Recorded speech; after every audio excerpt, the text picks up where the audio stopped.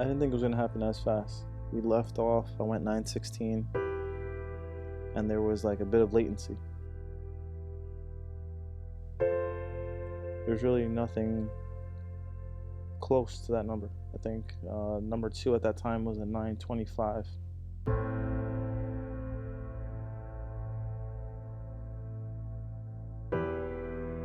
We thought that someone would come close, but I knew it would take a while.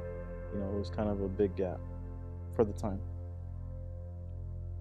So I don't remember if it was March or April rolls around, and Bello goes, I think it was 9:08, 9:08.5 or something like that. And then, that kind of refueled the fire again to chase. So now, 9:1 was the threshold. Someone went 9:0, and then now that kind of started the chase for 8s. That's when, all this talk for going 8s kind of became a reality. At the time Omega was down, we were just in the middle of development for the billet head and some of the other things. And Sonic's car was up and ready, and it was a clone essentially to Omega. So that's where we put the time and effort. And we went out. Car went to H-Day. Went 9:71 or something like that on M1.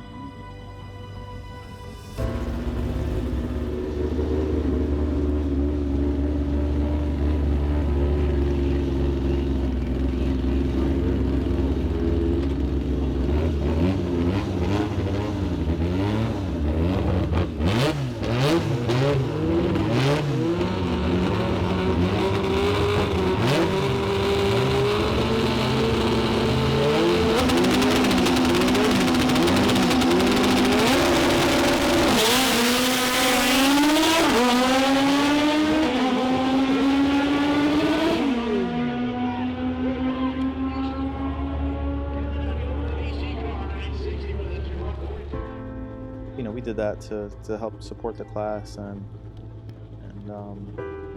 keep the car count up and push and help Luke and 4Piston kind of push their product forward. But the real goal behind that car was to put up a number. So the minute we left Honda Day, it was game time. I think we went to a test and tune at ACO the following weekend after H-Day. And off the trailer, I believe the car went a 9:15, backed it up with like a 9:13. And, it really pushed us to move forward. So we fast forward probably another 3 or 4 days. We ended up going to Cecil County for testing tune. And, the goal at that point was just to go 9:0 something. And right off the trailer, the car goes number 1. It goes like a 9:04 or something like that. And that 8.999, became a reality. So we call Luke and we tell Luke what we did, and he just responds back, turn it up.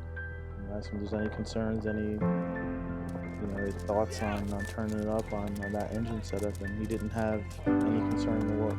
So turn it up. So next pass we did, and then bam, we get the ticket, $8.99, and felt unreal. But we go back to the trailer, talk to Luke again, and says turn it up.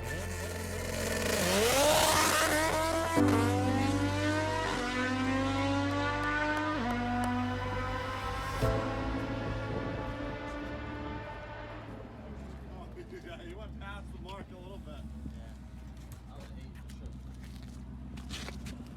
What do you think? What do you think? 892. Alright, close. 894. Stay fucking get it done. So we go right back out there, boom, 894.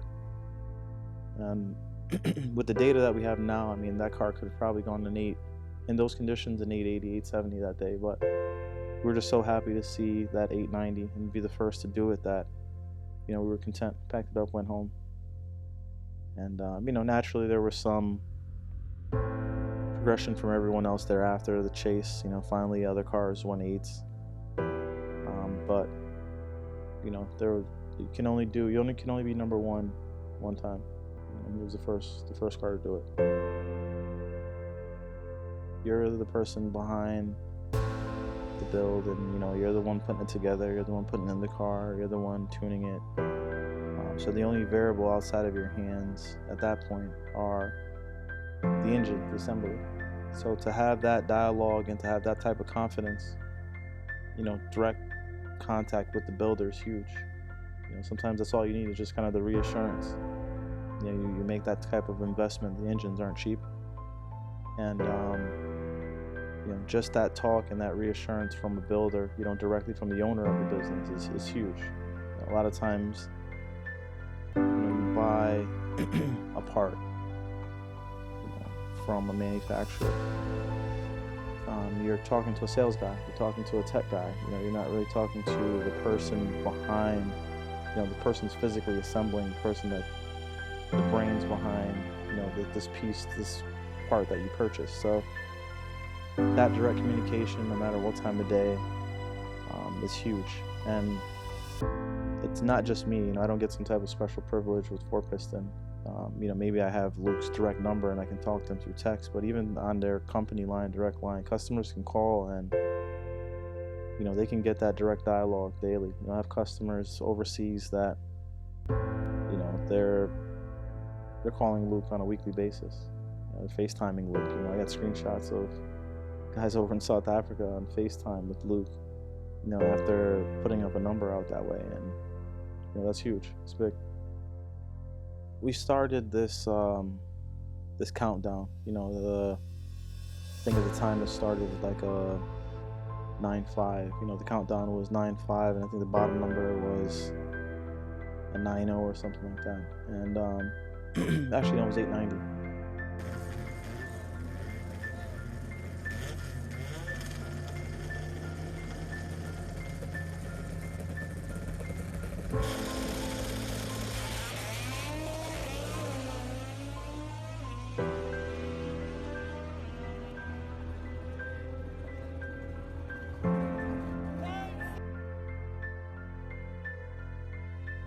We hit those milestones in 2018. You know, it was kind of crazy to kind of speak things like that into existence, where, you know, we hit that accomplishment and kind of crossed that number out, hit the next number, crossed it out, hit the next number, crossed it out, and then to be able to hit that 8-9 and be able to cross that out was kind of unreal, because now it started this new list, you know, this new countdown where, you know, 8-9 was the top number and the bottom number was 850. And to walk into World Cup and see not only our cars at 870s, but to see another car like Bellows at the 860, which is, you know, one place above the bottom mark on that countdown, is insane. You know, it showed how fast the progression was. You know, once that 890 barrier was hit, how fast everyone pushed each other to, you know, push the envelope even further, and to me that's scary. It's scary to see a class move that fast, and to see everyone, not everyone, but a group of cars, you know, these nitro, these outlaw cars, move that quickly and to go that fast. You know, I think we qualified like number 9 or number 10 in True Street, which is, you know, it was a 40 car field for World Cup, you know, predominantly turbo cars, and to take an all-motor outlaw car and qualify that high and that type of class is, you know, it was unreal. It just, it's scary.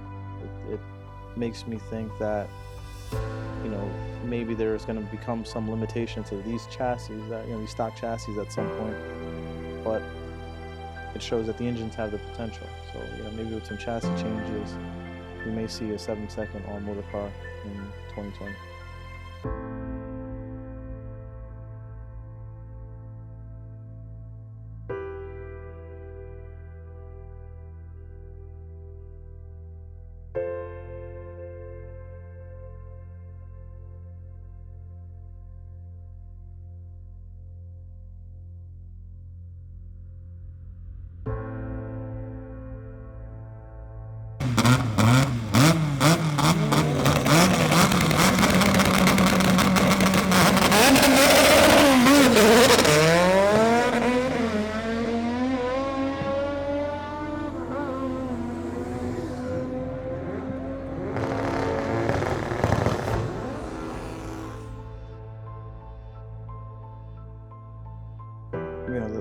crash definitely changed my outlook on a lot, outside of just racing, just in life in general. With, you kind of, you do this so often and you do it for years, and you kind of become fearless in a sense where, nothing can happen to you. And all it just opens your eyes. It lets you sit back and think, where are you better suited? Am I better suited in the driver's seat, chasing, personal bests and numbers, or am I better suited as a whole on the sidelines, coaching and guiding, other racers? And I think Crash just kind of put all that into perspective where, I think for 2020, I'm going to play more of the coach role.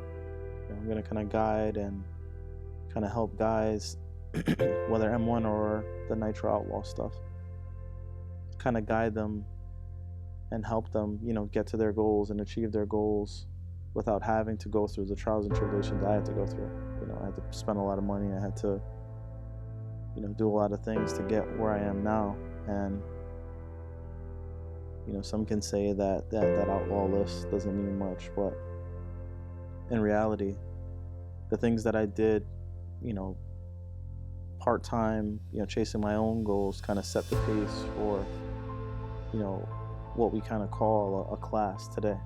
So, in my opinion, it wasn't a complete wasted effort, But I think in 2020, I'll kind of be the guy at the line, kind of playing the tuner slash, pit crew, pit chief.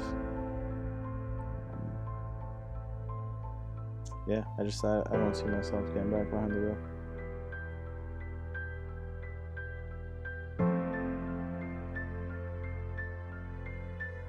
And again, we know that's going to be a complete lie, but